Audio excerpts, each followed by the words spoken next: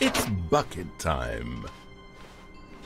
Stanley clutched the bucket tightly to his... This was not the correct way to the meeting room, but Stanley had felt the bucket calling to him, telling him that the employee lounge was simply the place to be. And here it was. Had the bucket turned out to be correct? No, never mind.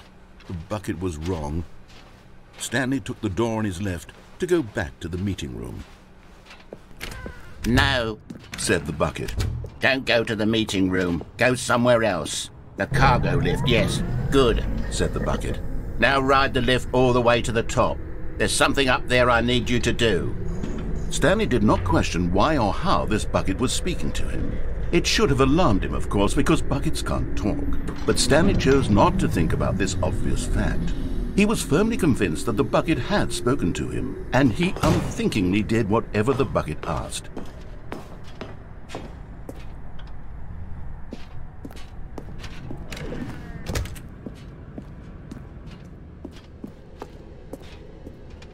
No, stop. Look there on the wall. You see, there's a sign right there. It says, "No buckets past this point." Stanley, how could you think it was okay to bring the bucket here? Unless... What if the problem is that you actually don't know what is a bucket and what isn't a bucket? I suppose that would explain a lot about your behavior up to this point. Which, if that's true, well, my goodness, I think we have to do something about it. This misunderstanding could have dire consequences on the entire rest of the game if not addressed quickly and properly.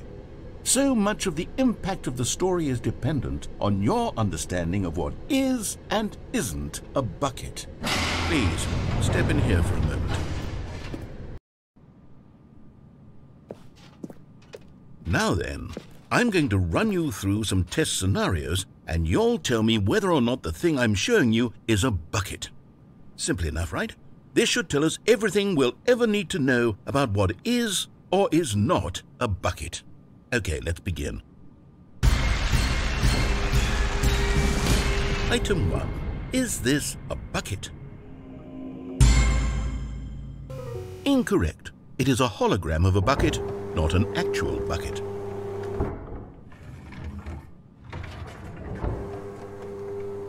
Item 2. Is this a bucket? Incorrect. It is a 3D printed recreation of a bucket, not an actual bucket.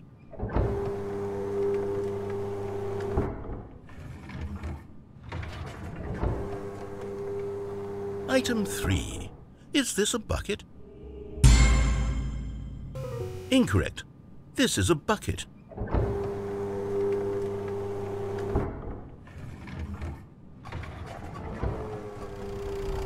Item 4. Is this a bucket? Are you hallucinating? This is a tractor. It's an enormous machine that tills the earth. I thought this was a gimmick. How on earth did you manage to screw it up? Absolutely incredible. Let's just move on to the next one.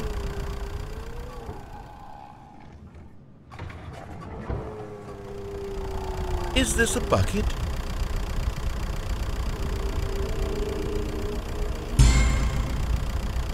Incorrect. This is a bucket.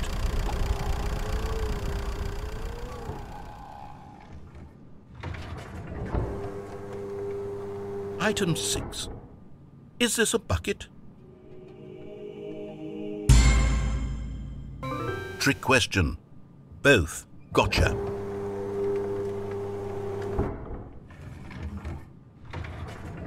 Item...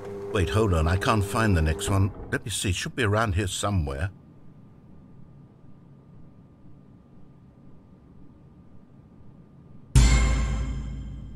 Okay, you and I both know there isn't anything here. And I don't appreciate the implication that nothing is a bucket when we both clearly know that a bucket is something, and therefore nothing could possibly be something.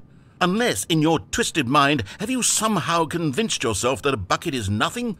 Answer me straight, Stanley. Do you believe that nothing is a bucket?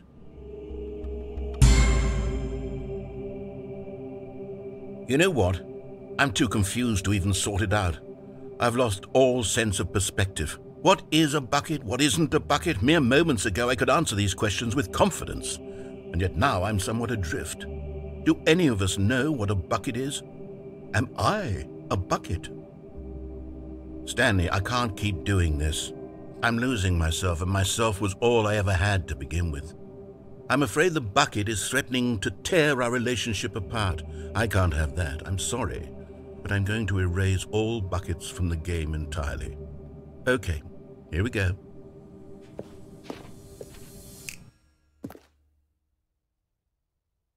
What happened? Is everything gone? Why did everything disappear? Wait, was everything a bucket? Every single thing in the game was a bucket. Oh my God, I had no idea. How could... Except me. I'm not a bucket after all. And you, Stanley, you're still here. You're not a bucket either. Oh, this is wonderful news. We're not buckets. Yes, I actually feel much more at ease right now. It's delightful to get some clarity on that issue. But it doesn't change the fact that we haven't got a game. So, tell you what, I'll reset everything and we'll put back all of the buckets, okay? And we'll know that it's all a bucket. But if you run into anyone else, maybe don't mention that. Who knows what that information might do to a person? All right, here we go. All of his co-workers were gone. What could it mean? Stanley decided to go to the meeting room. Perhaps he had simply missed a memo. It's bucket time.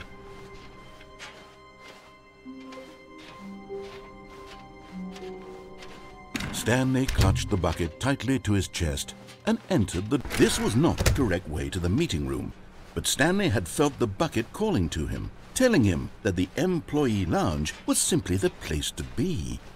And here it was. Had the bucket turned out to be correct? No, never mind. The bucket was wrong. Stanley took the door on his left to go back to the meeting room. No, said the bucket. Don't go to the meeting room. Go somewhere else. The cargo lift, yes. Go there. Go to the cargo lift. Oh, well, look who's got cold feet. Well, from here, it looks like the only way forward is down, since the lift won't be coming back, but that's okay. You've got a bucket. Did you know that buckets are routinely used as cushioning devices? It's true. You can fall on a bucket from literally any height and survive.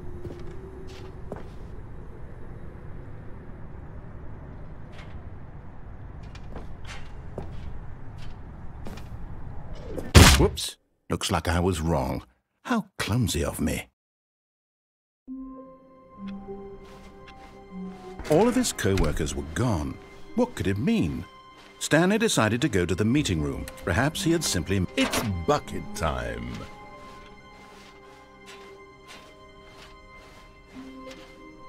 Stanley clutched the bucket tightly to his... This was not the correct way to the meeting room, but Stanley had felt the bucket calling to him, telling him that the employee lounge was simply the place to be. And here it was. Had the bucket turned out to be correct? No, never mind. The bucket was wrong. Stanley took the door on his left to go back to the meeting room. No, said the bucket. Don't go to the meeting room. Go somewhere else. But Stanley feared that any path he walked might lead to the separation of himself and the bucket, his dearest friend. So he threw himself to his death, that they might die in one another's arms. How deeply... Just a step through this door, Stanley thought to himself, that's all I need. If I can make it through this door, I can make it through them all. It's bucket time.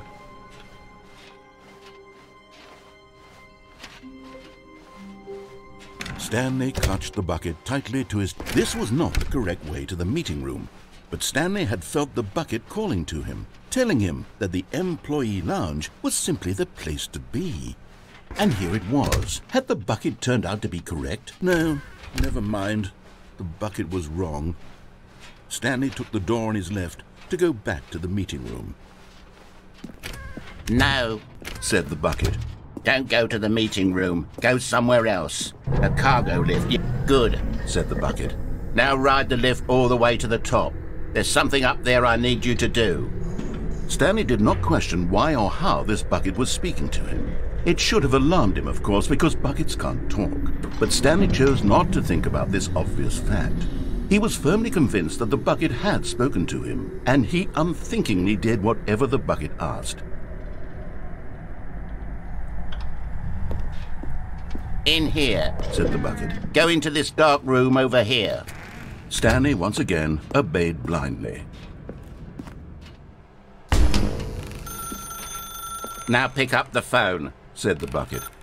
Whoa, hold on. Why did you unplug the phone?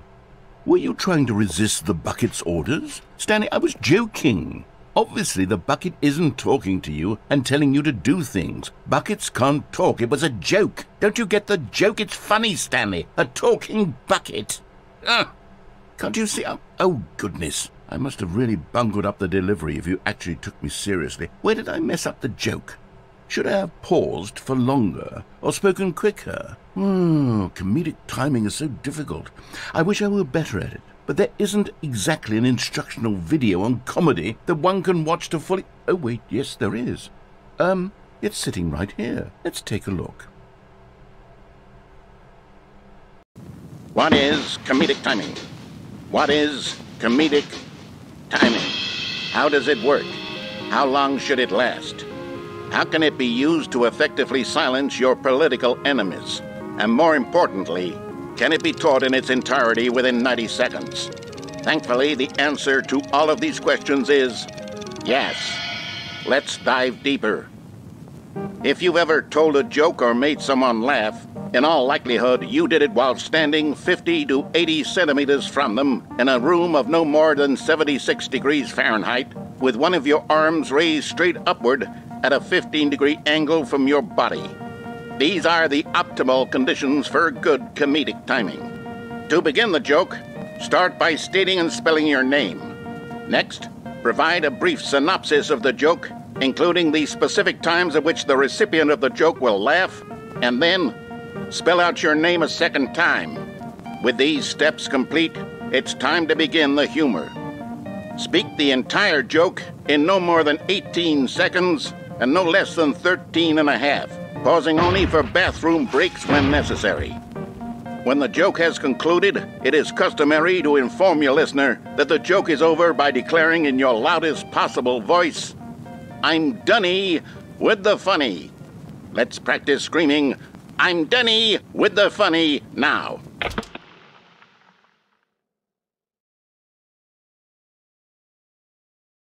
Good. This saying is a perfect example of expectations management, which is the cornerstone of good comedy. Finally, it's time to hand out surveys. Collecting hard data from your audience on how rapt they were throughout the joke is the only way to grow or learn as a comedian. An effective survey should be no less than 10 pages long and should include the same question reprinted several times, just to ensure the survey taker is actually paying attention and not simply filling in answers at random. And that's all there is. With these strategies at your disposal, you'll have audiences doubled over in laughter and even tripled over in laughter in no time at all. Just remember to let them stop laughing at some point, you gut-busting little scamp. After all, we're each of us needed on the front lines of the war to fight the 12-legged invader who threaten our very existence, and to very likely die in a hailstorm of bullets and mandibles. All of us must be prepared to give our lives to this noble cause, just as our children must do after us, and their children after them. Godspeed, and may Earth reign supreme. Hey, goodness, this video is a little outdated, isn't it? Well, no matter. I think the fundamentals of proper comedic timing are still as relevant today as they were back then. So with that in mind, I believe the only way forward is for us to return to the two doors and walk through all of this again, so I can try telling my story with more appropriate comedic delivery. Come along, let's head back.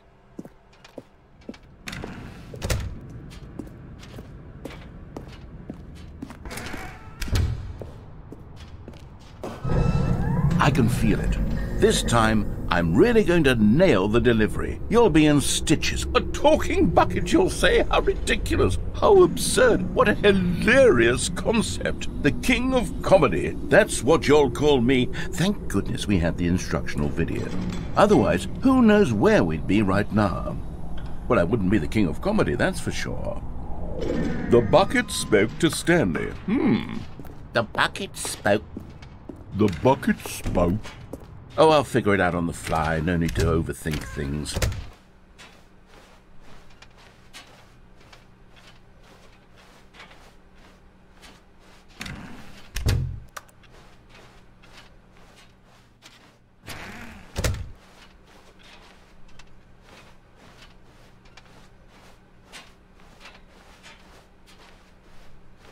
Here we go. You ready? When Stanley and the bucket came to a set of 2 open doors, they entered the door on the left. No. You were supposed to go through the door on the right, leading back to the phone. Did you not even look at the instructional video? I think this is all covered very clearly. There's no way I can make the comedic timing work now. It's done. The joke is completely done and over. It's all your fault, Stanley. I'm going to be ridiculed in the community of other joke writers. I'm going to be shamed at every one of our meetings from now on, all because you couldn't watch a simple video and take a hint. Are you proud of yourself for bringing me down, Stanley? Are you proud? Here we go. You ready? When Stanley and the bucket came to a set of 2 open doors, they entered the door on the left.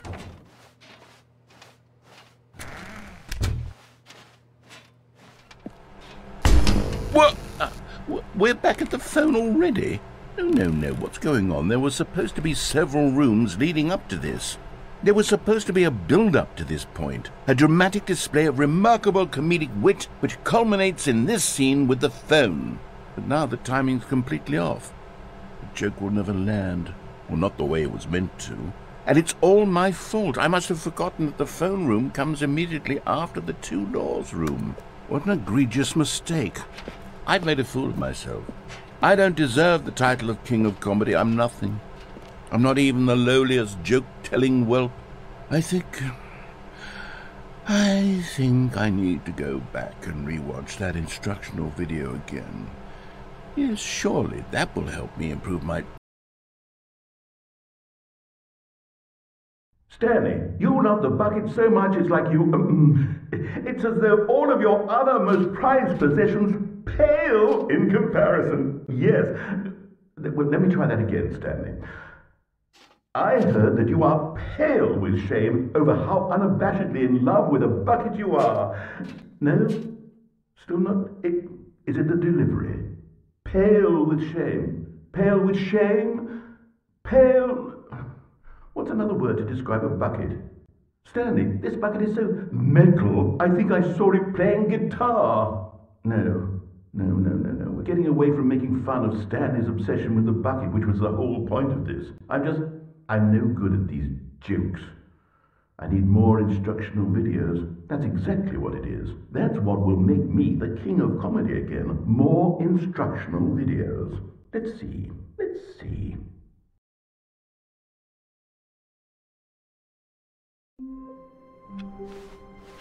All of his co-workers were gone. What could it mean? Stanley decided to go to the meeting room. It's bucket time.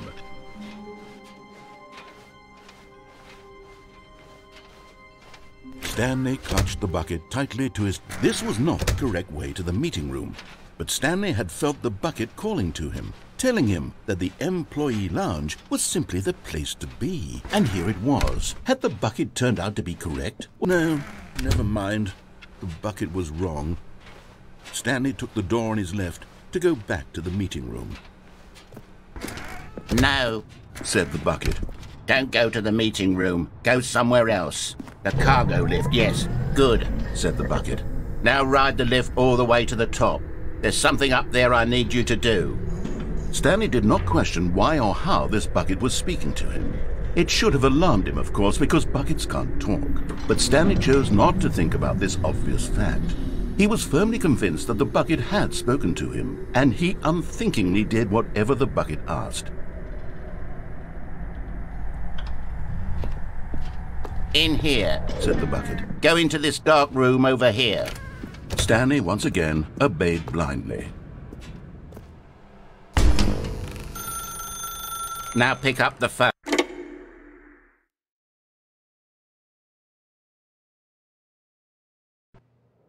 This is the sad story of a man named Stanley and his bucket. Once upon a time, I gave Stanley a bucket because I thought he was lonely and could use a friend.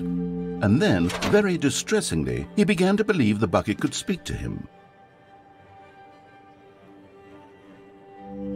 The Stanley Parable Reassurance Bucket was merely meant to provide the comforting glow of companionship. It doesn't literally talk and give you orders. Whatever Stanley is hearing the bucket say to him is just in his head. Lately, I've been concerned about him. Wouldn't you be concerned as well? To see him delusional like this, obsessing over an inanimate metal object? I want to say something to him, but I don't know how I can convince him. I don't know if he'll listen to me. Well, I'll try anyway. Stanley, can you hear me? Listen to me. It's just a bucket. It can't think, it can't talk. All it will ever truly do for you is effectively transfer a liquid from one location to a different location. That's it. It doesn't do anything else. You see, he's not listening. He's still taking orders from the bucket. You know, once upon a time it was me he took orders from, me he trusted and listened to. Now all he cares about is this awful bucket, this stupid hunk of metal. It's sad, but I suppose he doesn't need me anymore. From now on, he's just going to cling to this bucket, this cold, empty bucket, this sort of shiny bucket. Well, I'll give it this. The bucket does have a nice shine to it.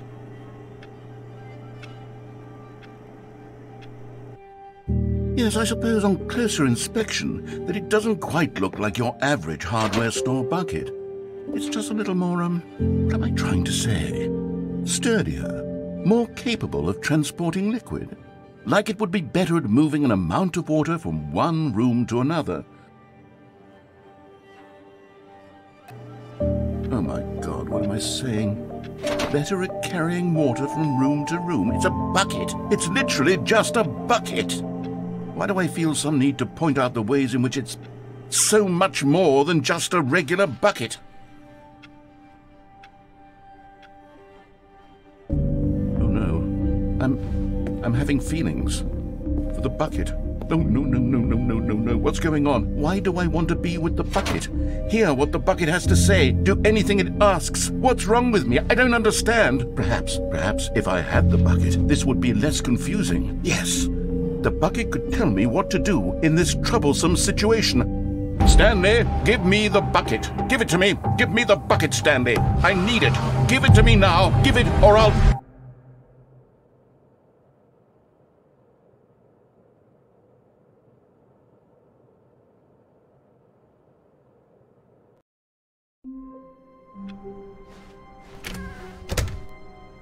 It's bucket time.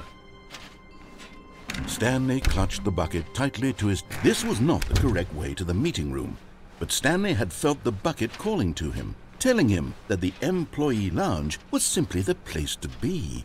And here it was. Had the bucket turned out to be correct? No, never mind. The bucket was wrong. Stanley took the door on his left to go back to the meeting room. No, said the bucket. Don't go to the meeting room. Go somewhere else. The cargo lift, yes. Go there. Go to...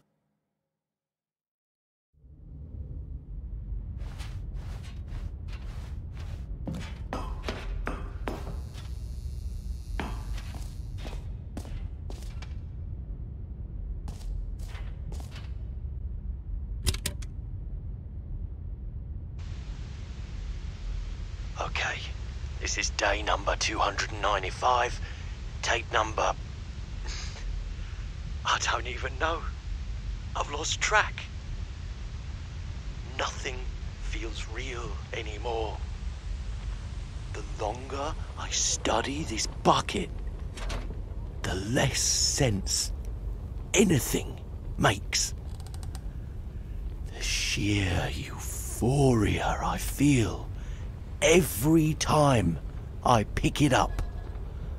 No matter how many times I've done it, it's always the same feeling. And the emptiness in my chest when I set it down. It doesn't make sense. There's no explanation for it. I still haven't figured out why I see the world so differently when this bucket is in my arms. Why everything feels so... What do I do with this treasure? I can monetize it. Yes.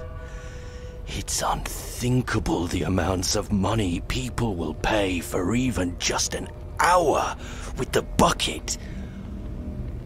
This is my golden ticket. But I have to be careful, because as soon as this gets out, there's going to be a target on my back. Even now, I don't know who might be trying to get me. What's that? Who's there?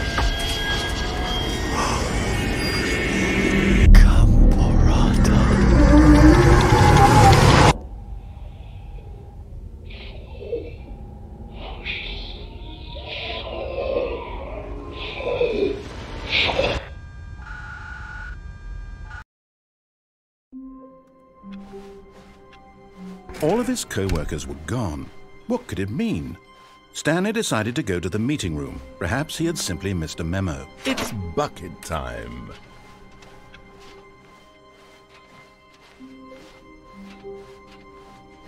Stanley clutched the bucket tightly to his chest and entered the door on his left. Still no one was here. Stanley needed the bucket's warmth and comfort now more than ever. Perhaps his boss's office was where he'd... Coming to a staircase, Stanley and the bucket walked upstairs to the boss's office. But Stanley just couldn't do it. He considered the possibility of facing his boss, admitting he had left his post during work hours. He might be fired for that. And in such a competitive economy, why had he taken that risk? All because he believed everyone had vanished? His boss would think he was crazy. And then something occurred to Stanley. Maybe, he thought to himself, maybe I am crazy. He looked down at the bucket in his arms. Am I crazy? He asked the bucket. The bucket returned his gaze, but said nothing at all. That's strange, Stanley thought. Usually the bucket is a source of guidance and wisdom for me in difficult times such as these. He held the bucket close, yet felt none of its familiar reassurance and comfort. And that's when Stanley realized, this isn't my bucket. It's just a normal, everyday bucket. Someone else's bucket, perhaps. How did I end up with someone else's bucket? This is all terribly wrong. Surely no good would come from this. Who knows what sorts of bizarre hallucinations Stanley might experience without the psychologically grounding presence of his bucket. And indeed, now he noticed that the rooms were repeating, which was, of course, very odd. And now he felt himself floating off the ground. Oh, gracious, he exclaimed. Without my bucket, I've gone truly mad. Where is it? I must find it. Far off in the distance now, he heard it, calling to him. Stanley! Stanley, it's me, the bucket. Could it truly be? He rushed forward from room to room, passing by one bucket after the next. None of them were his. None of them were his special bucket. Come to me, Stanley. Find me.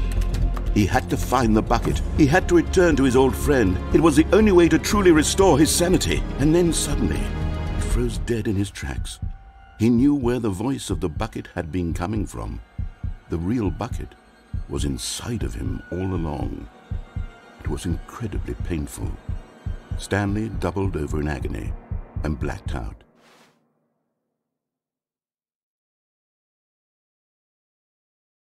This is the story of a woman named Mariella. Mariella woke up on a day like any other. She arose, got dressed, picked up her bucket of comfort and security, and walked to her place of work. But on this particular day, her walk was interrupted by the body of a man who had stumbled through town, talking and screaming to himself, and then collapsed dead on the sidewalk. Right away, she knew what the problem was. This man had no bucket. Of course he'd gone mad, ranting and raving about a narrator describing all of his actions and how everything is predetermined and free will is an illusion and it's all just a video game. It could all have been prevented if only he'd taken his bucket with him. Perhaps he didn't even realize he'd forgotten his bucket at home in the first place. How cruel the world can be, Mariella thought, and she hugged her own bucket even tighter. But of course, she had no time for this. There were a myriad of confusing problems she would soon have to confront at work, for which her bucket would provide absolute guidance and total clarity on everything. Heck yes, she thought to herself, my life kicks ass. And she backflipped all the way to work.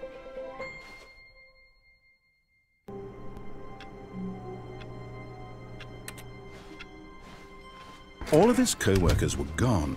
What could it mean?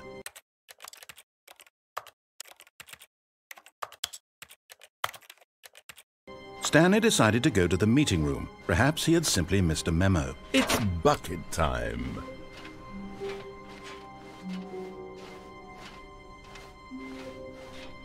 Stanley clutched the bucket tightly to his chest and entered the door on his left. Still no one was here. Stanley needed the bucket's warmth and comfort now more than ever. Perhaps his boss's office was where he'd find. Coming to a staircase, Stanley and the bucket walked upstairs to the boss's office.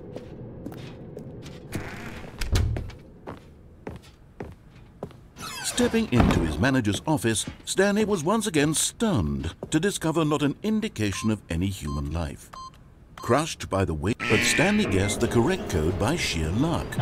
Was it that the bucket knew all along? Was the bucket guiding him? Yes, this is certainly the most logical explanation.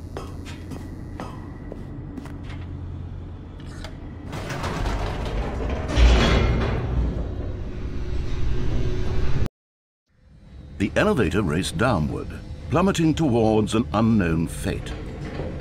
It would be all Stanley could do to keep himself together, if not for the bucket. Soothing him, comforting him, reassuring that in this darkest moment of uncertainty, he would be all right. The bucket is here for you, Stanley. Everything will be fine. Wait, Stanley said to the bucket. Can we go back up? When I was pressing those keypad buttons, there was something very intriguing about the number 3. I want to go back so I can try pressing the number 3 again. The bucket said nothing.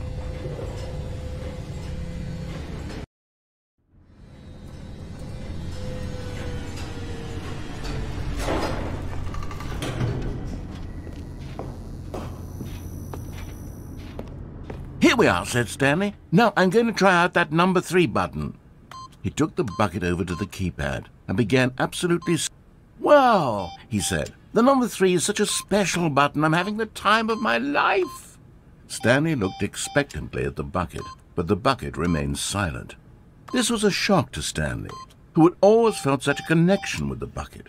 How was this not as exciting to the bucket as it was to him? Once Stanley had had enough of the number 3, he got back in the elevator.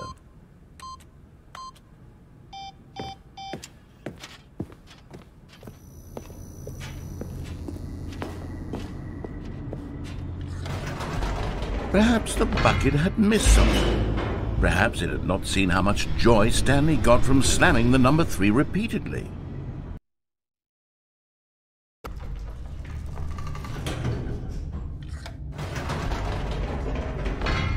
No, said Stanley to the bucket. You can't go on yet. Not till you understand how much the number 3 means to me. You and I have been through so much together, and I just want you to see what I see. Feel the happiness I feel.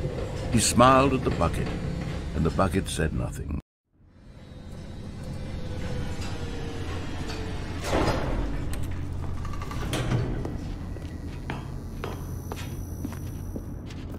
Here we go, said Stanley. This time I'll really show you. He ran to the number 3 and began to wail on it like a musician on a beloved instrument, weaving a concerto of truth and passion. He wielded the number 3 like a fine artist would wield a paintbrush. He told stories through the number 3, stories of his dreams and hopes and fears, and the whole time he looked to his bucket for a reaction of some kind. Anything to let him know that the bucket appreciated what he was doing. The bucket conveyed absolutely nothing at all, only silence. Crushed by a wave of dejection, Stanley returned to the elevator.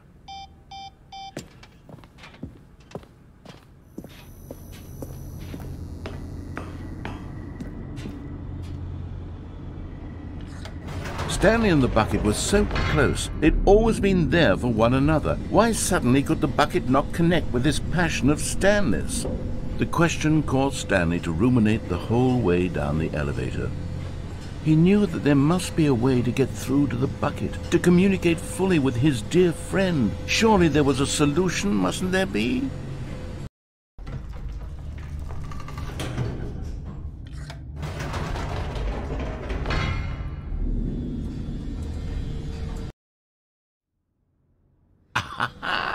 Said Stanley. I know what to do.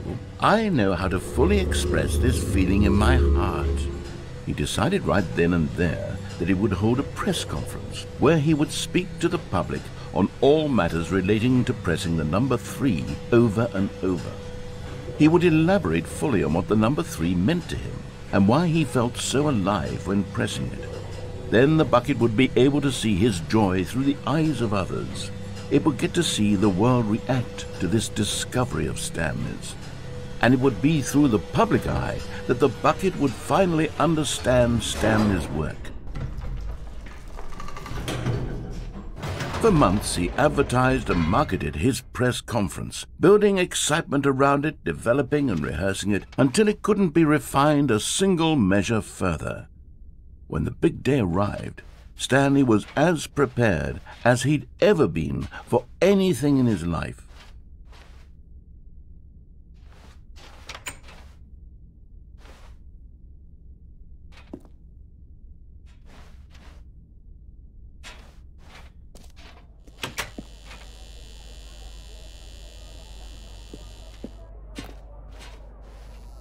This was it.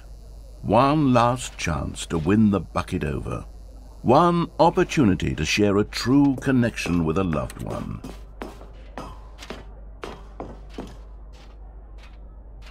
There was no one here. Nobody had come to the press conference to hear Stanley speak, to listen to him talk about what it really means to press the number 3 on a keypad over and over. He was unloved, uninteresting, he was a failure. And in that moment, Stanley knew that the bucket would never again take him seriously. There would be no connection, no deeper understanding. The bucket merely sat there in his arms, indifferent. And so it began that slowly, over many years, the two of them grew more and more distant. They spoke less and less, neither wishing to state the obvious, that any sense of real respect between them had eroded since that day at the press conference. There would be no more games, no more long conversations about passion and pursuit, only a silence that consumed the space between friends. And Stanley, having for once in his life discovered the warmth and comfort of true companionship, was cast back into the unremarkable normalcy of loneliness.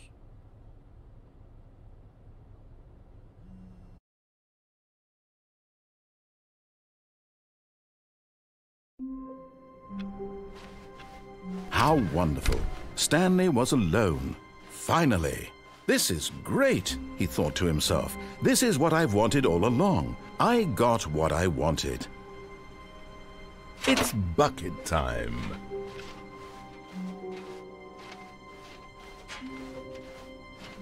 Stanley clutched the bucket tightly to his... This was not the correct way to the meeting room, but Stanley had felt the bucket calling to him, telling him that the employee lounge was simply the place to be. And here it was. Had the bucket turned out to be correct? No, never mind. The bucket was wrong.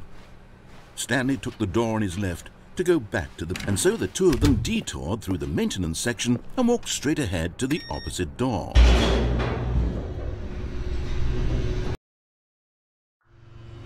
Oh, good, Stanley. I'm glad you found your way here. I knew you'd find this place eventually. You see, your friends and I are concerned for you, Stanley. We've come together here because we care about you very much. It's this bucket you're carrying around everywhere. The bucket isn't even from the original Stanley Parable. It's just sequel content. We're the ones that matter, Stanley. Classic characters from the first game, like the Adventure Line and the Broom Closet. Because that's what fans want from a sequel. They want more of their favorite jokes, not this bucket that they've never seen before. Yes, I know I'm the one who gave you the bucket, but you're spending too much time with it. Don't you want another story involving the Adventure Line? We could make the Adventure Line go somewhere new. Yes, yes, that's what the fans want. Let's do it. Whee! Look at that wacky line. Who knows where it'll go off to next? Oh, and it played some silly music as well.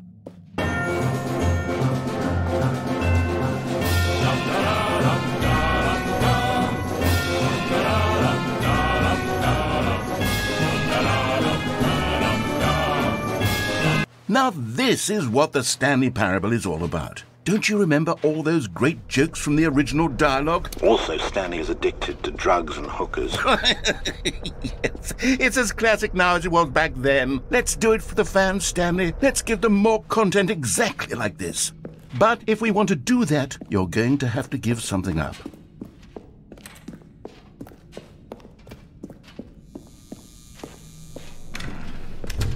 Don't you get it, Stanley? We need to get rid of the bucket. That's why I'm very proud to introduce a brand new character. This is the Bucket Destroyer.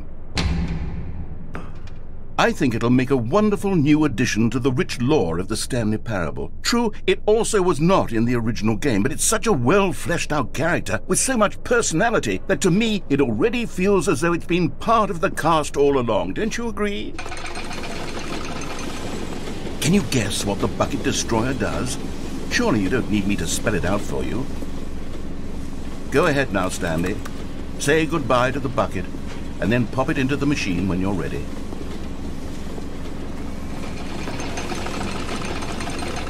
Now listen to me. It's crucial that you give it the bucket. I don't know what the Bucket Destroyer will do if it can't destroy your bucket. Destroying buckets is all it knows. That is its singular personality trait. Sure, I can hear you saying, how does a character with only one personality trait deserve to join the pantheon of beloved Stanley Parable characters?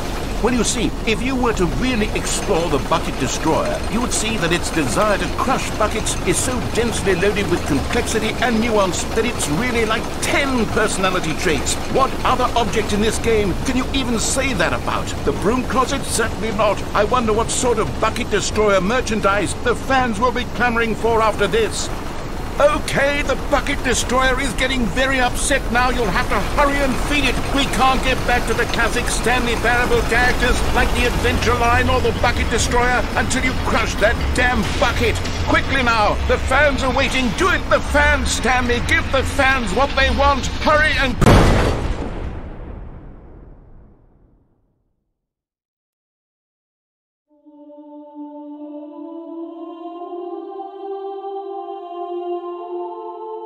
The Bucket Destroyer, my prized creation.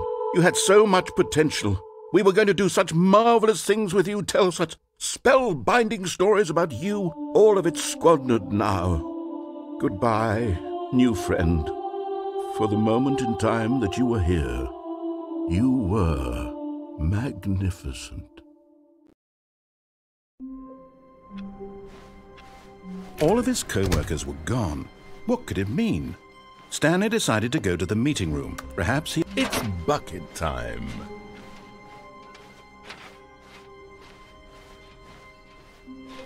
Stanley clutched the bucket tightly to his chest and entered the door on his left. Still no one was here. Stanley needed the bucket's warmth and comfort now more than ever. perhaps his boss's office. Coming to a staircase, Stanley and the bucket walked upstairs to the boss's office.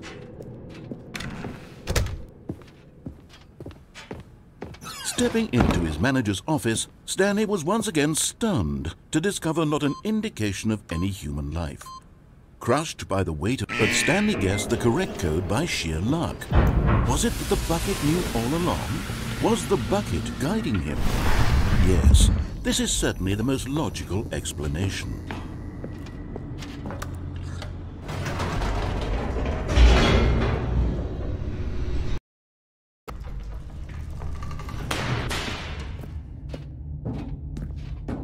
Stanley and the bucket walked straight ahead through the large door that read, Mind Control. Although this passageway had the word escape written on it, the truth was that at the end of this hall, Stanley and the bucket would both meet a violent death. The door behind them was not shut. Stanley and the bucket still had every opportunity to turn around and get back on track. At this point, Stanley and the bucket were knowingly walking forward into a very painful death for each of them.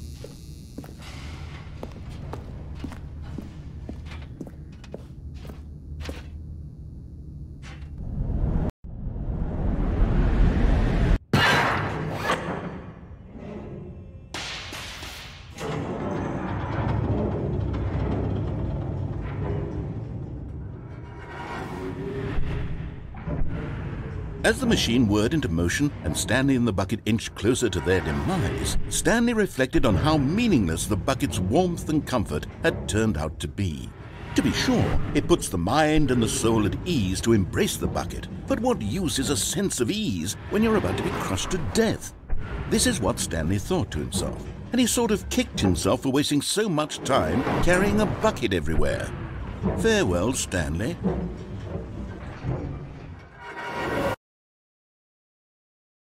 "Farewell, Stanley," cried the narrator, as Stanley and the bucket were led helplessly into the enormous metal jaws. In a single visceral instant, the bucket's life came to an end as it was crushed violently to death.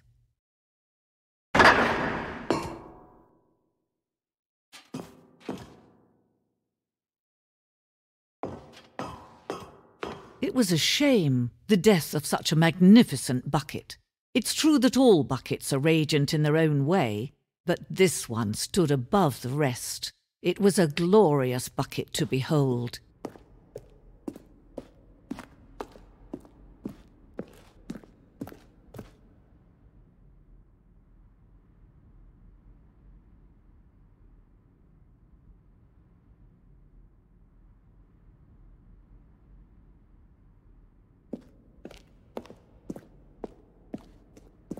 Can you see how arrogant it was for Stanley to take a bucket like this and to claim it for his own? Can you see the hubris that blinded him? Can you see that the bucket is far more noble than Stanley will ever be in his short life?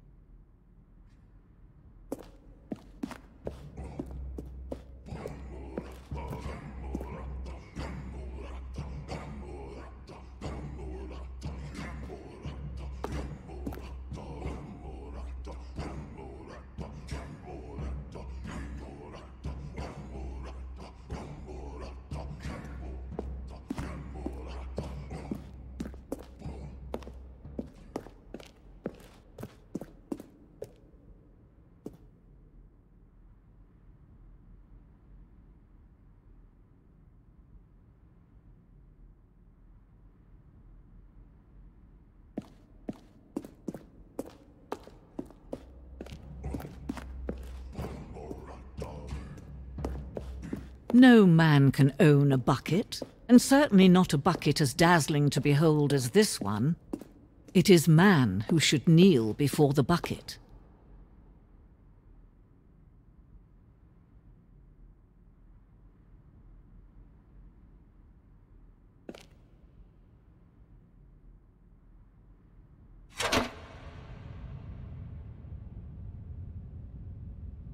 But there is something we can do. Something we can do together, you and I, that will right this terrible wrong.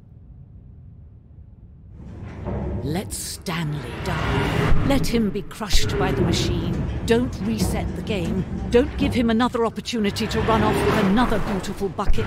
We can save the world's buckets from their treatment as tools and implements if only we let Stanley die together. The bucket shall take its place as ruler, as leader, as commander of a new world, a new vision.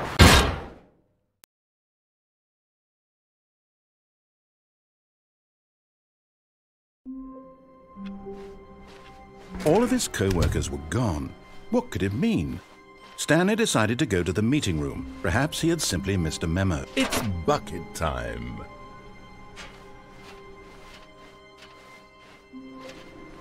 Stanley clung the bucket to his cheek. Could his co-workers really all be gone?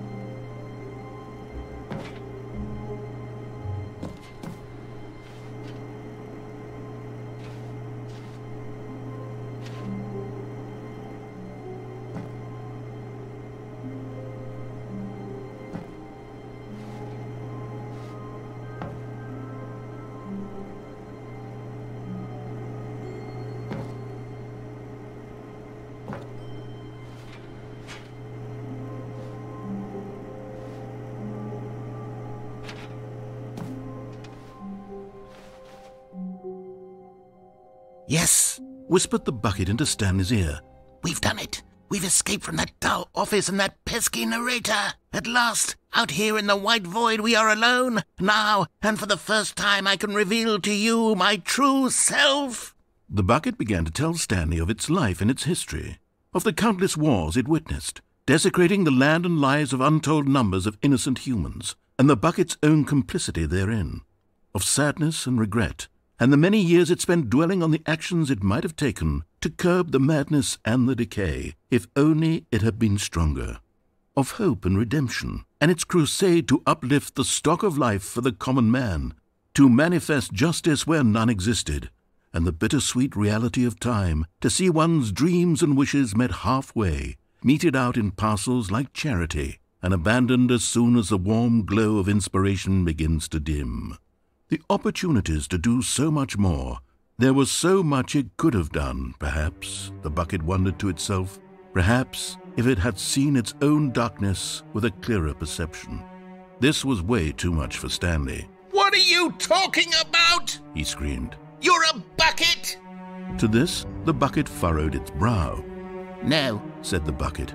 not since the evil wizard Gambhorata first ensnared me in his machinations as payback for the sacred amulet I stole from his treasured vaults. I was young back then and could not conceive the ramifications of... No! Stanley screamed even louder this time. This is stupid! You are a bucket! This is so stupid! Why are we even doing this? As Stanley screamed and screamed and screamed, the bucket revealed its true form, transforming into a mighty beast of untold power, its fangs glistening like...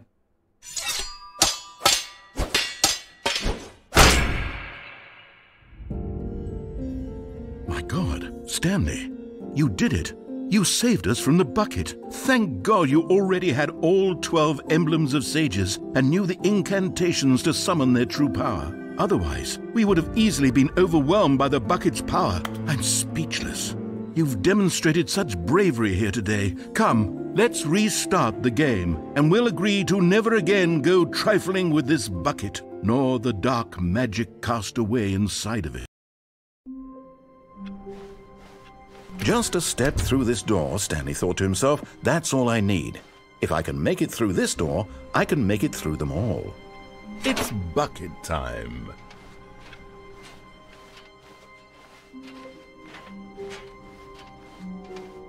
Stanley clutched the bucket tightly to his chest and entered the door on his left.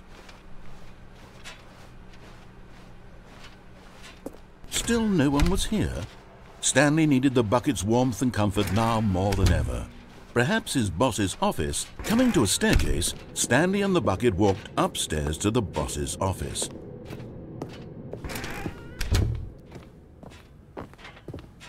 Stepping into his manager's office, Stanley was once again stunned to discover not an indication of any human life. But Stanley guessed the correct code by sheer luck. Was it that the bucket knew all along? Was the bucket guiding him? Yes, this is certainly the most logical explanation.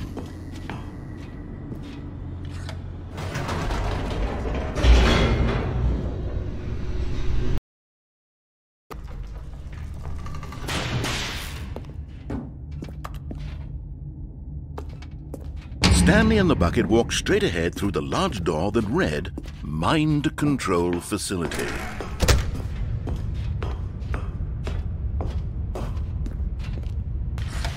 The lights rose on an enormous room packed with television screens. What horrible secret did this place hold? Stanley and the bucket both wondered to themselves.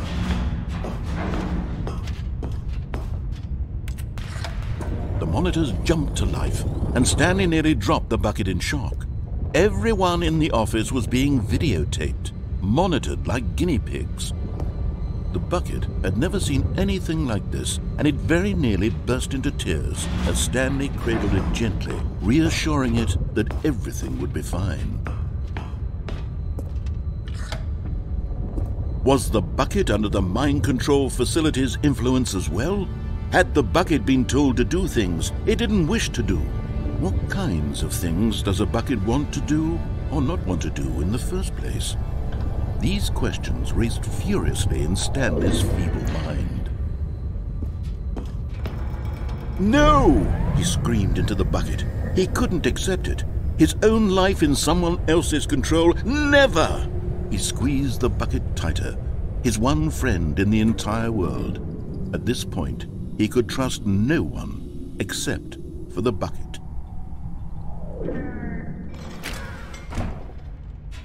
But here was the proof. The heart of the operation. Controls labeled with emotions, happy or sad or content. Walking, eating, working, all of it monitored and commanded from this very place. And as the cold reality of his past began to sink in, Stanley decided that this machinery would never again exert its terrible... But at the last second, the bucket jumped in and pressed the button to turn on the controls. Stanley gasped in horror. Had this been the bucket's plan all along? To take over the machine and claim the power for itself? How could the bucket have betrayed him like this? Stanley was prepared to throw the bucket away in disgust when suddenly an image appeared upon the enormous screen. Birds. Silly, silly birds. The control buttons became active again.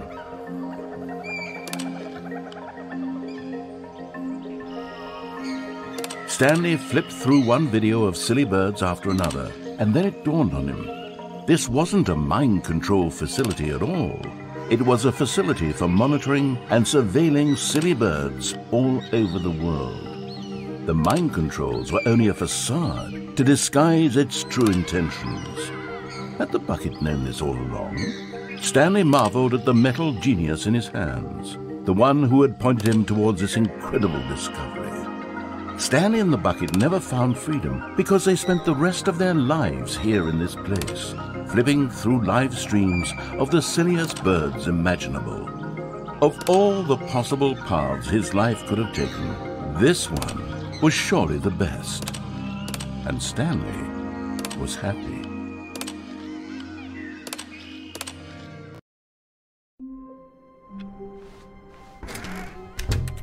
It's bucket time. Stanley clutched the bucket tightly to his chest and entered the door on his left.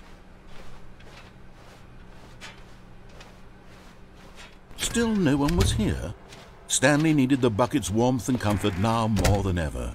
Perhaps his boss's office. Coming to a staircase, Stanley and the bucket walked upstairs to the boss's office.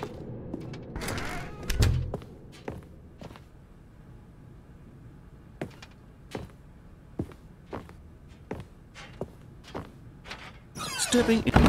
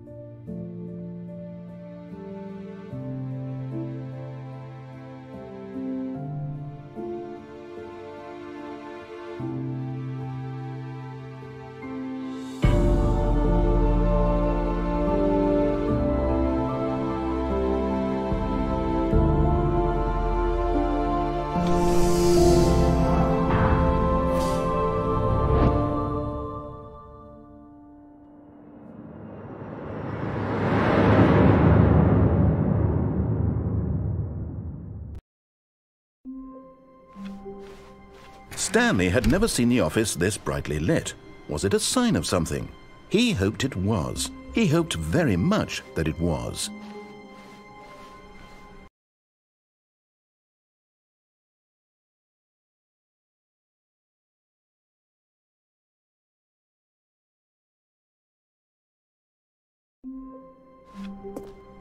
All of his co-workers were gone. What could it mean? Stanley decided to go to the meeting room. Perhaps he had simply missed a memo. And try not to lose this one too, you dolt. Stanley clutched the bucket tightly to his chest and entered the door on his left. Still no one was here. Stanley needed the bucket's warmth and comfort now more than ever. Perhaps his boss's office was coming to a staircase. Stanley and the bucket walked upstairs to the boss's office.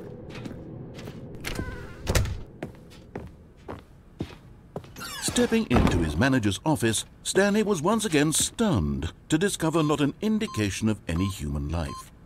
But Stanley guessed the correct code by sheer luck. Was it that the bucket knew all along? Was the bucket guiding him? Yes, this is certainly the most logical explanation.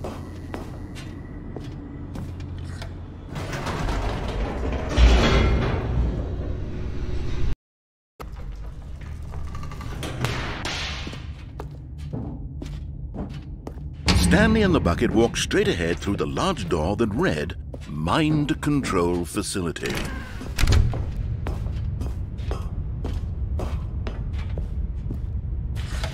The lights rose on an enormous room packed with television screens. What horrible secret did this place hold? Stanley and the bucket both wondered to themselves.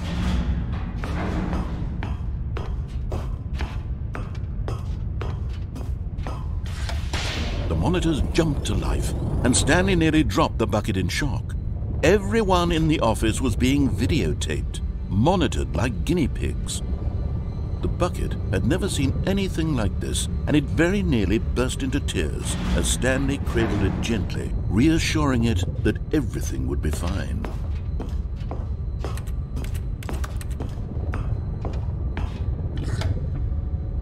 Was the bucket under the mind control facility's influence as well? Had the bucket been told to do things it didn't wish to do? What kinds of things does a bucket want to do or not want to do in the first place? These questions raced furiously in Stanley's feeble mind. No! He screamed into the bucket. He couldn't accept it. His own life in someone else's control, never! He squeezed the bucket tighter. His one friend in the entire world. At this point, he could trust no one except for the bucket. But here was the proof.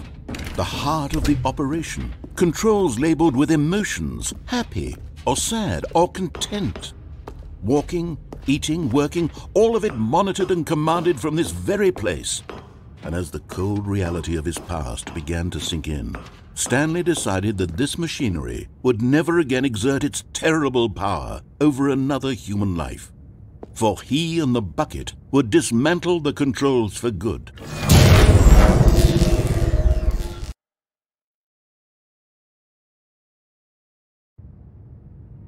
Stanley and the bucket waited in blackness.